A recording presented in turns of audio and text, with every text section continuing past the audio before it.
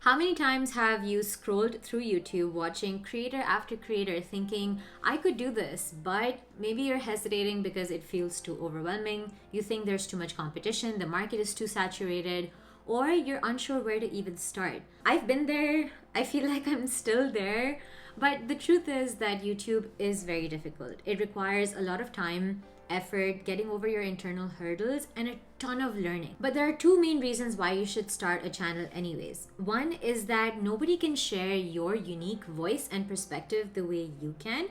You don't even know sometimes what it is until you start creating. And the second applies only if you have been thinking of doing something outside of your day job. YouTube is an actual real project that you can work on outside of your day job. And sometimes it gives you the flexibility to try a lot of different things, and you find out what your best fit is or what you might want to do in the future through creating a channel. And so these are the two main reasons why you should start a YouTube channel. In this video, we'll talk about the 5 main things that make YouTube very difficult and how YouTube itself helps you get over those 5 things. Timestamps are in the description box below. Let's get into it. We have a really big problem of perfectionism and asking for permission in our society. We all know that trial and error is extremely important in getting good at something, but for some reason we think we're only allowed to do that if we have a degree or a certification. But the problem is that stops us from doing anything at all. I used to think about this idea a lot, and I even wrote about it in my newsletter, which you can check out in the description box below. But I understood it more when I listened to this conversation between Ali Abdaal and Daniel Priestley, where they were talking about how people look for permission by getting degrees and certifications, which they think is necessary for starting anything. Now, if you're in a degree like medicine or law, of course, it's extremely important. Don't do anything before you get that degree. However, he was talking about how people do his part-time YouTuber Academy because they think that they have to do that in order to do YouTube correctly, or how one of his friends who wanted to be a career coach thought she could only do it after getting a certification to be a coach. Now, these things are important, yes, but whenever you're starting something creative like YouTube, wanting permission or being told how to do it right beats the purpose of creativity, doesn't it? If you start something, then you're learning to get better. That's completely different. But if you feel that there is a barrier to you starting anything because you don't have permission, now that's a problem. Now, there is no external barrier to starting YouTube. There's only internal barriers. And in fact, YouTube being a saturated market is actually a good thing, because you can be a complete amateur and people won't even know about it.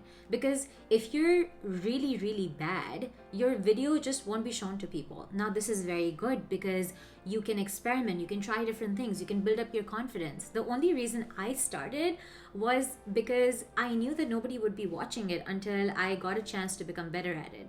I am a little self-conscious. I have to work on that a little bit. I care about what people think, and I'm constantly working on that. But YouTube gives you the permission to get over those barriers. You don't have to tell anyone until you're comfortable, and until you get discovered, you're probably a lot better by then anyways.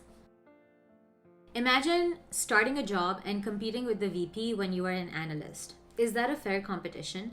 Do you stop doing your job because you're not as good as the VP or the CFO? No, you don't.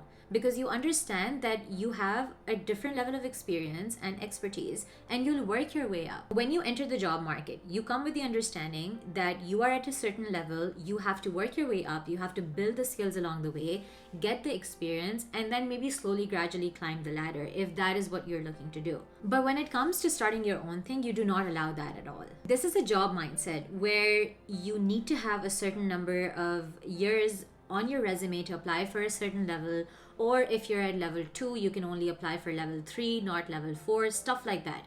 That is the job mindset. In entrepreneurship, everyone can grow together, and it's in everyone's best interest that they grow together.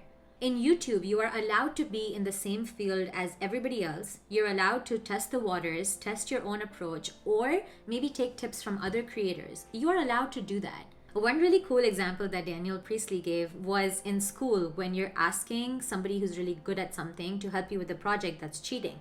But in entrepreneurship, that's how you build a team. So YouTube really helps with the imposter syndrome because a lot of people are trying and you're allowed to ask for help. You're allowed to grow. You're allowed to become better. fear of the unknown or uncertainty is a very deep fear. You don't know what to expect. You don't know if you have all the tools, and you just have no idea how it will work out. In your career, you have some understanding of what you can do to get on the same path as somebody else. You know all the steps to take. Of course, networking and showing your work is a lot more important, and work has become more political than it was before, I feel. But you still have some sort of understanding of where your path may lead you. But in YouTube, you don't have that. How YouTube itself helps you with that fear is that it allows you to capitalize on the unknown. With everyone being an expert now and everyone having all the tools, it's really hard to find somebody who is not an expert, who does not know what they're doing, and people who are trying things out. They're being messy and they're trying to improve every step of the way. You also don't have a time limit or a set of rules that you have to follow. If you don't follow, you will fail. There's nothing like that. The fourth thing that makes YouTube really difficult is the fear of failing and then being judged. Doing something on your own or just with a small group of people is very different than trying something in public and falling on your face in public. If you don't know what you're talking about, you're actually using YouTube as a way to figure out what you want to do with your life, and then someone finds out and they laugh at you. People are really scared of being judged. But if you push yourself, no matter how strong that fear is, the good thing is, you know, if you succeed in doing YouTube, or even if you have a few subscribers who really, really like you, they're going to go back, look at your first video where you were so bad, and instead of making fun of you, they're going to celebrate you. Now, if you've been thinking of starting YouTube, I'm pretty sure that you've done this too. How many times have you gone on your favorite YouTubers' channels, gone to their oldest videos, and checked how bad they were? What has been your thinking watching these videos? I'm pretty sure all you've thought is, man, this person has come so far and now this person is so good. I don't know how they did it, but they have improved so much over the last few years. You celebrate those YouTubers, don't you? So you have so many examples of people who have failed in public, gotten better, and now they're celebrated. The last thing is getting punched in the face and not knowing how to take that. At work, we are taught to be diplomatic. If you don't like someone or you don't like something that they did, you can't just go swear at them. You have to have a diplomatic, positive twist. You have to be professional. You have to watch your words. And whether it be via email or face-to-face, you have to say it in a nice way. On YouTube, people can be brutal. People can say whatever they want to say, how they want to say it. It can completely kill you inside, but you have to learn how to take it. But there are some people who give you actual feedback. No matter how they deliver it, that feedback is going to help you become better. And you need to learn how to accept it. With YouTube, you learn how to not take things too personally, and believe it or not, that is a major lesson that you will learn in life. There are many reasons to not start a channel, but it all involves other people. So if you can get over that barrier and maybe start living for yourself or start doing things for yourself, it completely changes you. Showing your work is extremely important, and it has the power of completely changing your life. And if you need further convincing on why you should give it serious consideration, watch this video right here. Thank you so much for giving me your precious time, and I'll see you next week. Bye.